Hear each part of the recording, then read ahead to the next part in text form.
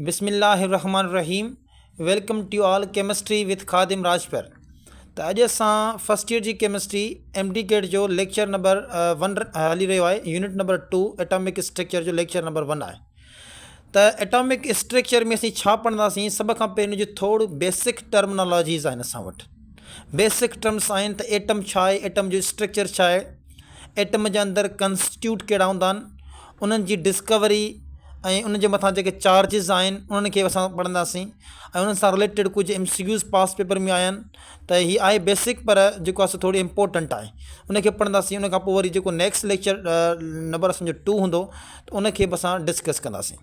सो सभ खां पहिरीं असां वटि आहे एटम। एटम जेको वर्ड आहे इहो ग्रीक वर्ड एटोमास मां वरितलु आहे। एटोमास में अ लफ़्ज़ जो मतिलबु आहे नॉट, बाक़ी बचो टोमास। टोमास जो मतिलबु आहे कटेबल, त एटोमॉस जो मतिलबु आहे नॉट कटेबल, या असां हिनखे अञा सोलो कयूं त इनडिविज़िबल या नॉट ब्रेकेबल। त माना एटम जी जेका ओल्ड डेफिनेशन आहे त एटम जेको आहे उहो इनडिविज़िबल पार्टिकल आहे, नॉट कटेबल पार्टिकल आहे। त अहिड़ो पार्टिकल आहे जंहिंखे असां कॾहिं बि तक़सीम नथा करे सघूं। पोइ इन जी जेका न्यू डेफिनेशन आहे, एटम जेका मॉडर्न डेफिनेशन हले थी, त एटम जेको आहे उहो बेसिक यूनिट आहे मैटर जो, या एटम जेको आहे बेसिक यूनिट आहे एलिमेंट जो, या असां हिनखे इन तरीक़े सां डिफाइन करे सघूं था, it is a building block of element, या मैटर चऊं त बि ग़लति कोन थींदो। त माना हिन यूनिवर्स में जेको बि मैटर आहे हिकु बेसिक नंढड़े ज़रड़े जो ठहियलु आहे। उन नंढड़े ज़रड़े खे असां छा चवंदा आहियूं? एटम चवंदा आहियूं। एटम खे डिस्कवर कंहिं कयो? डेमोक्रिटस साइंटिस्ट हिकिड़ो उन डिस्कवर कयो। ऐं एटम जी थ्योरी कयनि जॉन डाल्टन, हिकिड़ो इंग्लिश स्कूल टीचर साइंटिस्ट हो, जॉन डाल्टन। उन असांखे एटम जी थ्योरी, जंहिंखे असां एटॉमिक थ्योरी चवंदा आहियूं, या डाल्टन एटॉमिक थ्योरी चवंदा आहियूं। एटम खे असां ॾिसी सघूं था with the help of electron microscope जे ज़रिए असां एटम खे ॾिसी सघूं था। ऐं उन खां पोइ असां वटि आहे सब एटॉमिक पार्टिकल्स। सब एटॉमिक पार्टिकल मां मुराद आहे त माना एटम खां बि नंढा पार्टिकल। उहे असां वटि जाम घणा ई हूंदा आहिनि, पर असां मेन टिनि खे डिस्कस कंदा आहियूं, जीअं इलेक्ट्रॉन, प्रोटॉन, न्यूट्रॉन। कुझु ॿिया बि हूंदा आहिनि, न्यूट्रिनो, एंटी न्यूट्रिनो, मिज़ॉन्स, मियोन्स, इलेक्ट्रॉन्स, इहे बि असां वटि आहिनि, पर असां हिननि खे डिस्कस कंदा आहियूं। हाणे पार्टिकल ॿिनि क़िस्म जा हूंदा आहिनि। हिकिड़ो हूंदो आहे फंडामेंटल पार्टिकल, ॿिया हूंदा आहिनि कंपोज़िट पार्टिकल। हाणे ही पार्टिकल टे त आहिनि, पर इन मां फंडामेंटल पार्टिकल जेको आहे, यूनिवर्सल पार्टिकल जंहिंखे चयो वेंदो आहे, या फंडामेंटल पार्टिकल सिर्फ़ु हिकिड़ो आहे, इलेक्ट्रॉन। बाक़ी जेके ही ॿ पार्टिकल आहिनि न, ही ॿई जेके पार्टिकल आहिनि, इहे असां वटि आहिनि कंपोज़िट पार्टिकल। कंपोज़िट मां मुराद आहे त इहे वरी हिकु ॿियनि पार्टिकल जा ठहियल आहिनि, जंहिंखे असां क्वार्क्स चवंदा आहियूं। छा चवंदा आहियूं असां उन्हनि खे?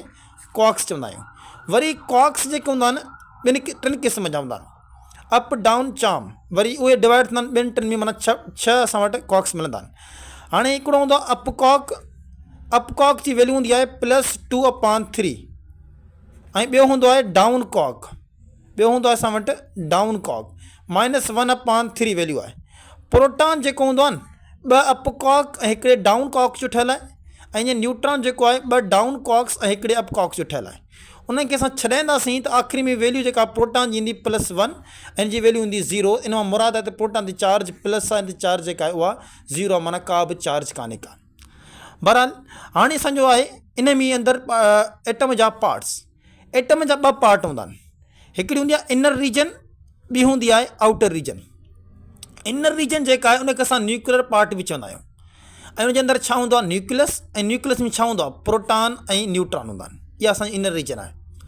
आउटर रीजन, आउटर रीजन जेका हूंदी आहे उनखे असां एक्स्ट्रा न्यूक्लियर पार्ट चवंदा आहियूं, जंहिंमें शेल्स, ऑर्बिट या एनर्जी लेवल इहे हूंदा आहिनि। उते छा मौजूदु हूंदो आहे? इलेक्ट्रॉन जेको आहे प्रेज़ेंट हूंदो आहे। उनखां पोइ असां वटि आहे इलेक्ट्रॉन। इलेक्ट्रॉन छा आहे? इलेक्ट्रॉन जेको आहे नेगेटिवली चार्ज पार्टिकल आहे। चार्ज कहिड़ी आहे इलेक्ट्रॉन ते? नेगेटिव। उन चार्ज जो मैग्नीट्यूड केतिरो आहे? -1.6 × 10⁻⁻19 कूलम। ऐं इहो चार्ज जो मैग्नीट्यूड कंहिं डिटरमाइन कयो? मिलीकन हिकिड़ो साइंटिस्ट हो, उन डिटरमाइन कयो चार्ज जो मैग्नीट्यूड। छाजे ज़रिए? Oil drop experiment. Oil drop experiment जे ज़रिए हिन चार्ज जो मैग्नीट्यूड डिटरमाइन कयो। इन चार्ज जो मैग्नीट्यूड हेतिरो आहे कूलम में। अगरि जेकॾहिं ESU में ॾिठो वञे चार्ज जो मैग्नीट्यूड, हे इंपोर्टेंट MCQs आहे। -4.8 इंटू 10⁻⁻10 ESU इलेक्ट्रोस्टैटिक यूनिट। उन खां पोइ आहे डिस्कवरर। इलेक्ट्रॉन खे डिस्कवर कंहिं कयो? जे थॉम्सन कैथोड रेज़ एक्सपेरिमेंट जे ज़रिए। असांजो नेक्स्ट टॉपिक आहे इहो। इलेक्ट्रॉन जो नालो कंहिं ॾिनो? स्टोन हिकिड़ो साइंटिस्ट हुन नालो ॾिनो। इलेक्ट्रॉन जी लोकेशन केतिरी आहे? किथे लोकेशन आहे? एक्स्ट्रा न्यूक्लियर पार्ट में हूंदो आहे। इलेक्ट्रॉन जो मास केतिरो आहे? 9.11 इंटू 10⁻19 kg आहे, किलोग्राम में। अगरि ग्राम में ॾिसूं त -28 ग्राम थींदो। अगरि जेकॾहिं AMU में ॾिसूं 5.4 इंटू 10⁻⁴ AMU में आहे, या 5.5 थींदो, 5.5 इंटू 10⁻⁴ AMU में आहे, या 0.00055 AMU लिखूं त बि ग़लति कोन थींदो। E/m रेशियो माना चार्ज टू मास रेशियो जेको आहे इलेक्ट्रॉन जो उहो 1.7588 इंटू 10⁻11 कूलम पर kg आहे। हीअ जेको charge to mass ratio, E माना चार्ज, M माना मास, E/m रेशियो जेको आहे इलेक्ट्रॉन जो उहो डिटरमाइन कंहिं कयो? हिकिड़ो साइंटिस्ट हो जे थॉम्सन, उन हिन खे डिटरमाइन कयो।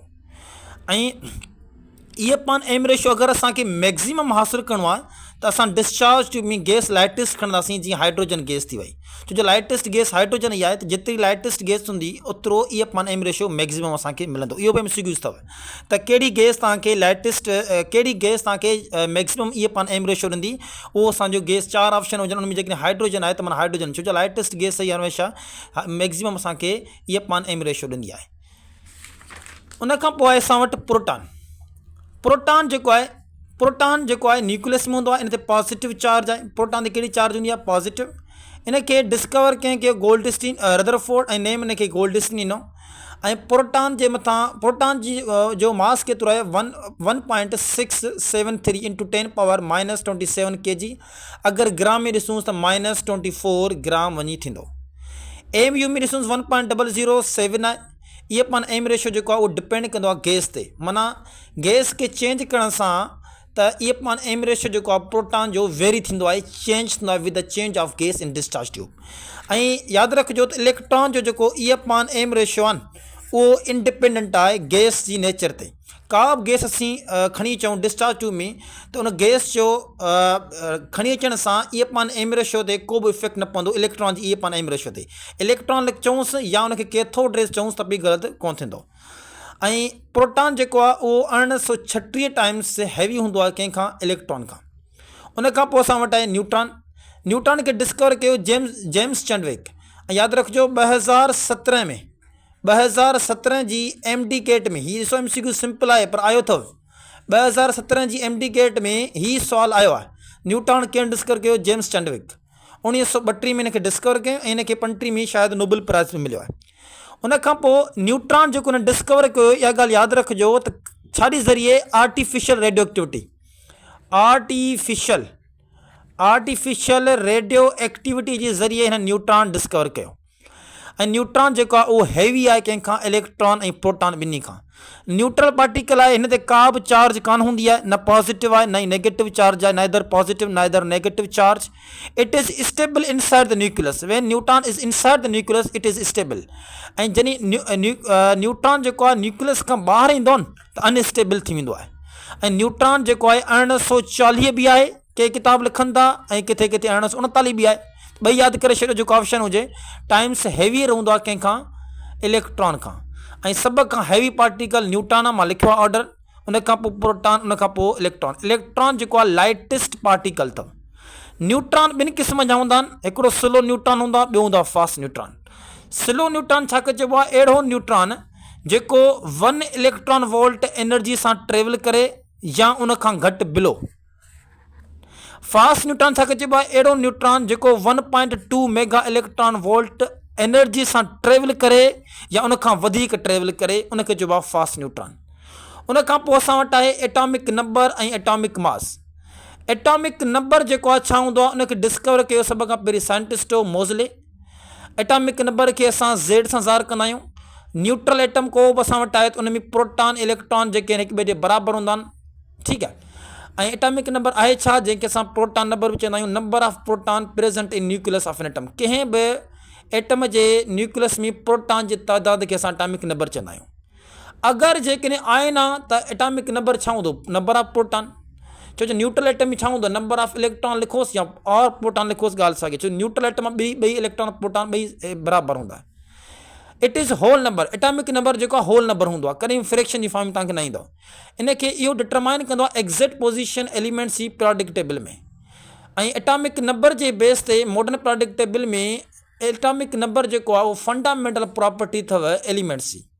उन खां पोइ एटॉमिक मास आहे जंहिंखे न्यूक्लियर नंबर चवंदा आहियूं, एटॉमिक वेट बि चवंदा आहियूं। बर्ज़िलस साइंटिस्ट उन्हनि खे डिस्कवर कयो, इहो छा आहे, सम आहे कंहिंजो प्रोटॉन ऐं न्यूट्रॉन जो। प्रोटॉन ऐं न्यूट्रॉन जे सम खे असां एटॉमिक मास चवंदा आहियूं। To find number of neutron, अगरि असांखे न्यूट्रॉन फाइंड करण जो फॉर्मूलो मां लिखियो आहे, n=a-z। सो हीअ असांजो अॼु जो लेक्चर आहे। ऐं नेक्स्ट लेक्चर 2 में असां हीअ टॉपिक पढ़ंदासीं isotopes, isobar, isotones, iso electronic species. So ही मुंहिंजो व्हाट्सअप नंबर इन लाइ इफ़ यू जेकॾहिं तव्हां जॉइन करणु चाहियो त जॉइन बि करे सघो था, छो जिन में MCQs मां डेली मोकिलींदो आहियां। ऐं केमिस्ट्री विद खादम राजपर खे रमेश शाह सपोर्ट कयो।